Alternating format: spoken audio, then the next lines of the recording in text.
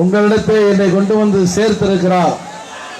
எந்த மண்ணிலே நான் களப்பணியை தொடங்கினேனோ, எந்த மண்ணிலே என்னுடைய நரம்புகள் அறுந்ததோ, எந்த மண்ணிலே என்னுடைய தசை எரிந்ததோ, எந்த மண்ணிலே என்னுடைய எலும்புகள் முறிந்தனவோ, எந்த மண்ணிலே இல்லறம் சார்ந்த வாழ்க்கையை நான் எடுத்திருந்தாலும் அவற்றையெல்லாம் தாண்டிய கடுமையான பயணத்தை மேற்கொண்டு இதோ தென் திசையில இருந்து தென்றல் தான் வரும், ஆனால் தென் திசையில இருந்து ஒரு புயல் வருகிறது என்று எழுச்சி தமிழரை 20 ஆண்டுகளுக்கு முன்னால் நான் அறிவு கொண்டு வந்து சேர்த்தேனோ, அதே மண்ணிலே இன்று தலைவர் அவர்கள் என்னை அவரது தாய்மடி என்று சொல்லுகிற இடத்துல அவரது தலைச்சன் பிள்ளையை கொண்டு வந்து சேர்த்திருக்கிறார். மரியாதைக்குரிய தலைவர் அவர்களது தேர்தல் நேரத்தில் பொற்பாதங்களை தொட்டு வணங்குவது என்பது ஒரு வழக்கமான மரபு. ஆனால் நன்றி உணர்ச்சியோடு, தோழமை உணர்ச்சியோடு என் தாய் தந்தையை இன்று இல்லாமல் போனாலும் தாயின் அடையாளமாய், தந்தையின் அடையாளமாய் எழுச்சி தமிழரின் பாதங்களை தொட்டு நான் என் அன்பை காணிக்கையாக்குகிறேன். மரியாதைக்குரிய அமைச்சர் அண்ணன் MRKB அவர்கள் செயல் வீரர்கள் கூட்டத்தில் சொன்னார். அப்படி ஒரு வார்த்தையை அவர் சொல்வார் என்று நான் எதிர்பார்க்கவே இல்லை. அந்த வார்த்தை எப்பொழுது நினைத்தாலும் எனக்கு நன்றி என்பார் அழுகை முட்டி கொண்டு வருகிறது. அவர் சொன்னார், குறிஞ்சிப்பாடியிலே நான் வெற்றி பெற்றதற்கு சிந்தனை செல்வனுடைய உழைப்பு தான் காரணம் என்று சொன்னார். விடுதலை சிறுத்தைகளின் உழைப்பு காரணம், எழுச்சி தமிழருடைய ஆலோசனை காரணம், எல்லாவற்றையும் தாண்டி சிந்தனை செல்வனுடைய தலைவருடைய அறிவுரை ஏற்றவர் ஆற்றிய சிறந்த பணிகள் அதற்கு அடிப்படையான காரணம் என்று சொன்னார். ஒரு முறை அல்ல, 2வது முறையும் அவரது பங்களிப்பு இருந்தது. 2வது முறை தலைவர் திருமாவளவனுடைய வழிகாட்டுதலை பெற்று சிந்தனை செல்வன் அந்த பணியை செய்யாமல் போயிருந்தால் நான் மீண்டும் குறிஞ்சிப்பாடியிலே சட்டமன்ற உறுப்பினராக வெற்றி பெற்றிருக்க முடியாது. அவரது மொழியில சொன்னார், 2000 ஓட்டு நான் கஷ்டப்பட்டு ஓடி வந்த 2000 ஓட்டு, அந்த 2000 ஓட்டு பெற முடியலன்னா சிரமமாயிருக்கும். அந்த 2000 ஓட்டை பெற்று நான் வெற்றி பெற்றேன். அதனாலதான் நான் அமைச்சரான.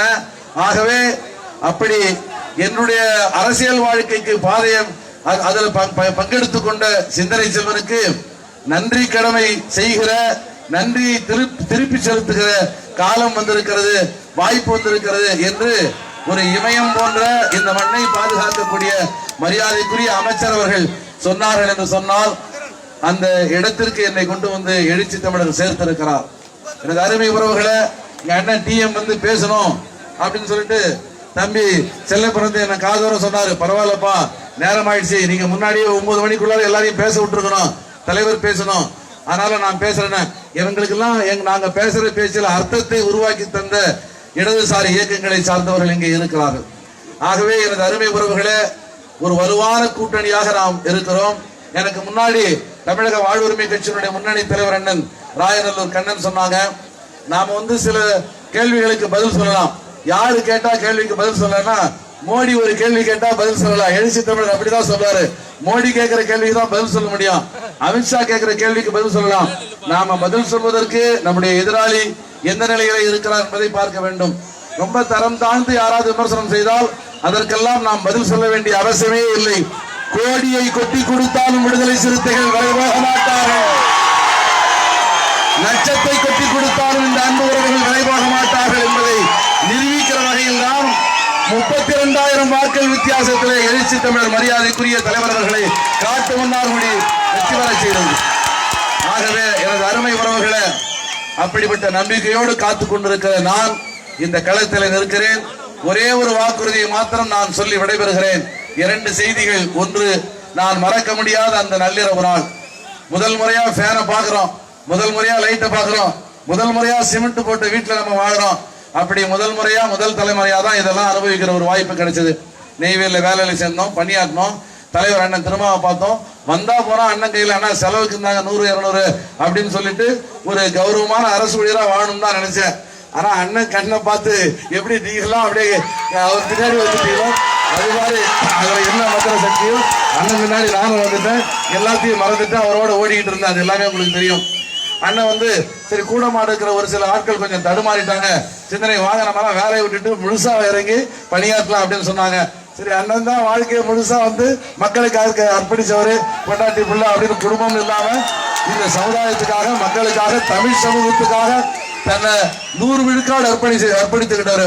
கர்ம வீரர் காமராஜருக்கு பிறகு தமிழக வரலாற்றுல 100 விழுக்காடு தன்னை அப்படி அர்ப்பணித்துக் கொண்டாருன்னா, தன்னுடைய ரத்தம், தன்னுடைய ஆவி, தன்னுடைய வேர்வை எல்லாவற்றையும் அர்ப்பணிச்சு இன்னைக்கு மத்தியானம் வந்தார். என்ன நான் கஷ்டப்பட்டு வலியுறுத்தி அவர் தூங்க ஒரு அரை மணி நேரம் ரெஸ்ட் எடுக்க சொன்னேன். நான் வேட்பாளரை அவர் தூங்காம எப்படியாவது பயன்படுத்தணும். அவர் இல்ல சிந்தனை ரெஸ்ட் எடுக்க வேண்டாம் கிளம்புங்கன்னாரு. நான் ஒரு கை காலை பிடிச்சி அண்ணா ஒரு அரை மணி நேரம் ரெஸ்ட் எடுங்க அப்படின்னு சொல்றவங்கள அந்த கடுமையான வெயில் என்று வந்தாங்க. அப்படி தன்னுடைய வாழ்க்கையை 100 விழுக்காடு அர்ப்பணம் செஞ்சிருக்காங்க. அண்ணனுடைய அக்காவுடைய மரணம் நமக்கு தெரியும். அண்ணனுடைய அம்மா உடம்பு சொல்லாம இப்ப இருக்கிறாங்க. 2 நாளைக்கு முன்னாடி எல்லாவற்றையும் தாண்டி இந்த மக்களே தன்னுடைய வாழ்க்கை என்று வாழ்ந்து கொண்டிருக்கிறவரு. சரி, அவரு வேலையை விட்டுட்டாரு, ரைட்டு, என்ன வேலையை எழுதி கொடுத்துட்டு அப்படின்னு சொன்னாரு.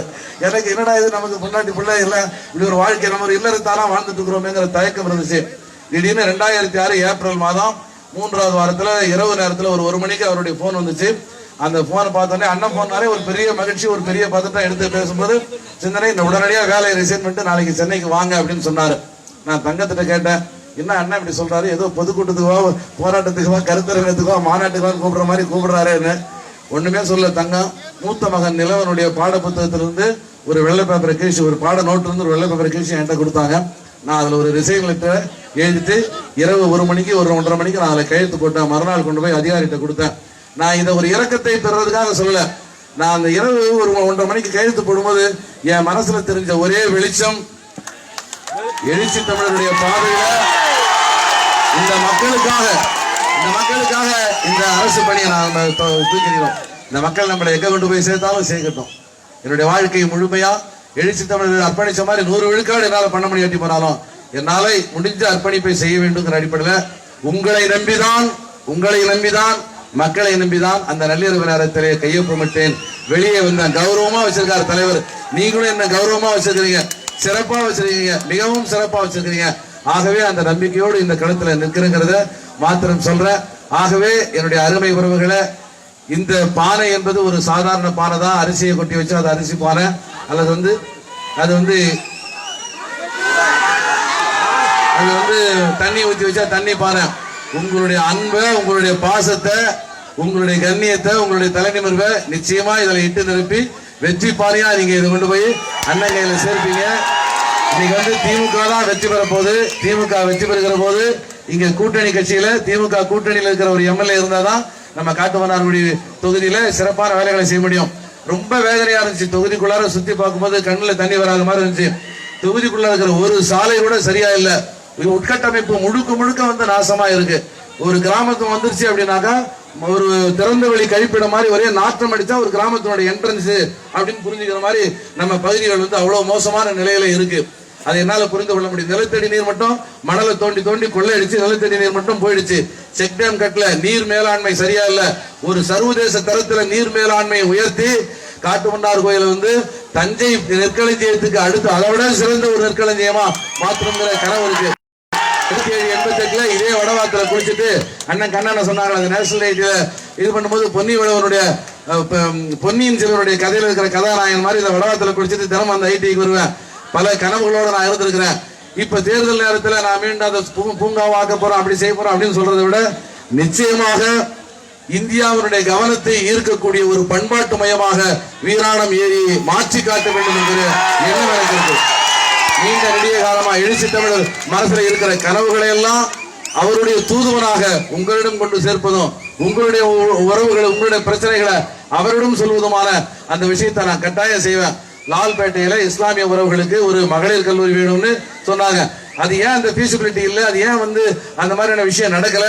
அந்த ஃபீல்டுல இறங்கி அதுக்கான எல்லா தடைகளையும் சரி பண்ணி ஒழுங்குபடுத்தி அந்த மாதிரியான ஒரு விஷயத்தை உருவாக்கி தருவதற்கு நிச்சயமா உங்களோட இருந்து நான் பணியாற்றுவேன். ஒன்றை மாத்திரம் சொல்லி நேரம் இல்ல, அண்ணன் நிறைய பேசணும் நாங்க எல்லாரும் விரும்புறோம், மக்கள் எல்லாம் விரும்புறாங்க. ஆனால் நான் ஒன்னே ஒண்ணு மட்டும் சொல்லிட்டு நான் விடைபெறேன். என்னுடைய தேர்தல் வாக்குறுதி ஒன்னே ஒண்ணுதான், ஒரே ஒரு தேர்தல் வாக்குறுதி தான். கட்டாயமா நிச்சயமா உங்களுடைய அன்பால நிச்சயமா நான் வெற்றி பெறுவேன். அந்த நம்பிக்கை எனக்கு இருக்கு. வெற்றி பெற்று எல்லா கிராமத்திற்கும், அது 3 மாசம் ஷெட்யூல் எடுத்துட்டாலும் சரி, 4 மாசம் ஷெட்யூல் எடுத்துட்டாலும் சரி, எல்லா கிராமத்திற்கும் நான் நேரடியாக நன்றி சொல்வேன். நடந்து நன்றி சொல்வேன். எல்லா கிராமத்துக்கும், கிராமம் வரைக்கும் கார்ல வருவேன். கிராமத்துல இருந்து கார் விட்டு இறங்கி கட்டாயமாக வீடு வீடாக நடந்து நன்றி சொல்வேன் என்பதை மாத்திரம் என்னுடைய உறுதியாக சொல்றேன். எங்க இருப்பாரு அப்படிங்கிற கேள்வி எல்லாம் இருக்கு. இந்த கேள்விகளுக்கெல்லாம் பதில் சொல்றது ரொம்ப எனக்கு கூச்சமா இருக்கு. நெய்வேலியிலிருந்து வேலையை விட்டு வந்த எனக்கு ஒரு நிழலை நீங்க கொடுத்தீங்கன்னா அதை விட எனக்கு ஒரு பெரிய பெருமை என்னவாக இருக்கிற போகிறது. ஆகவே எனது அருமை உறவுகளை உங்களோடு இருப்பேன், உங்களுக்காக பயணிப்பேன். எழுச்சி தமிழருடைய நம்பிக்கைக்கு பாத்திரவானாக, மரியாதைக்குரிய அண்ணன் MRKP-யினுடைய நம்பிக்கைக்கு பாத்திரவானாக என்னை உருவாக்கி இருக்கிற இடதுசாரி இயக்கங்கள், என்னை அள்ளி அரவணைத்திருக்கிற மறுமலர்ச்சி திராவிட இயக்கம் போன்ற திராவிட கழகம் போன்ற மறுமலர்ச்சி மதிமுக போன்ற திராவிட இயக்கங்களுடைய நம்பிக்கைக்கு பாத்திரமானா, தமிழக வாழ்வுரிமை கட்சியினுடைய இயக்கம் போன்ற அமைப்புகளுடைய நம்பிக்கைக்கு பாத்திரமானா, எல்லாவற்றையும் தாண்டி என்ன அப்படியே அள்ளி அரவணைச்சிட்டு இருக்கக்கூடிய இஸ்லாமிய உறவுகளுடைய நம்பிக்கைக்கு பாத்திரமானா, இன்னைக்கு இந்தியாவுடைய வெளிச்சமா இருக்கிற காங்கிரஸ் பேர் இயக்கத்தினுடைய நம்பிக்கைக்கு பாத்திரமானா, நிச்சயமாக உங்களோடு இருந்து பணியாற்றுவேன். பானை சின்னத்திற்கு ஆதரவு தாருங்கள். நீங்க மாத்திரமல்ல, என்னுடைய அன்பு உறவுகளை தயவு செய்து உங்க ஊர்ல போய் நாளைக்கே போய் எல்லாரும் ஒரு வாட்டி அந்த கிராமத்துக்குள்ளார நீங்க செய்ய வேண்டிய செலவுலாம் வேற ஒண்ணும் இல்ல. ஒரு 5 ரூபா பவுடர் பாக்கெட், அவ்வளவுதான்.